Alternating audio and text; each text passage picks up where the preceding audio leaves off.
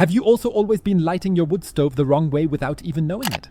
In this video, I'll show you what you absolutely need to pay attention to and how to do it the right way. Because in the first step, you should make sure to place the larger pieces of wood at the bottom. I'll explain to you in a moment why you should use smaller pieces as you go higher up. So first I'm going to put 2 larger pieces of wood at the bottom and then place the next 2 pieces crosswise on top. Depending on the size of your firebox, you can also add another layer on top. But at this point, I usually start using thinner wood, which is perfect for lighting the fire. For kindling, I like to use this wood wool that's soaked in beeswax. Mainly because they don't smell as bad as those typical white firelighters, which really reek of chemicals.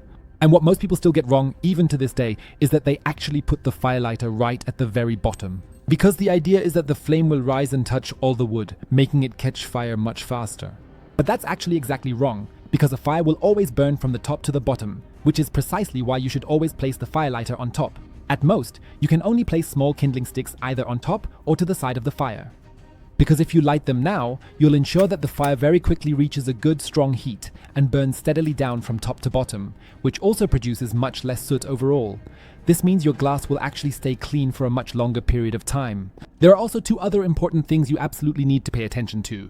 Especially when you're just starting the fire, you should open the air supply in your stove all the way. Because that's also especially important to make sure the fire really gets going. Now, it's also important to know the right time to add more firewood. You should definitely not do this while there are still large flames visible. Ideally, there should only be a small bed of embers left and at most some small flames. Now you can carefully open the door.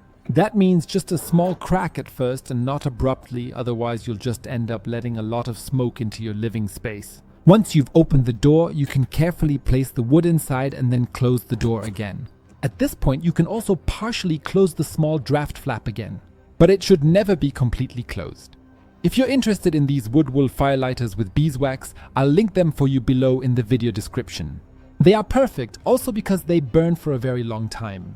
And if you want to know why you should always put chestnuts behind your windows and doors, then watch the video you now see on the screen. Just click on it.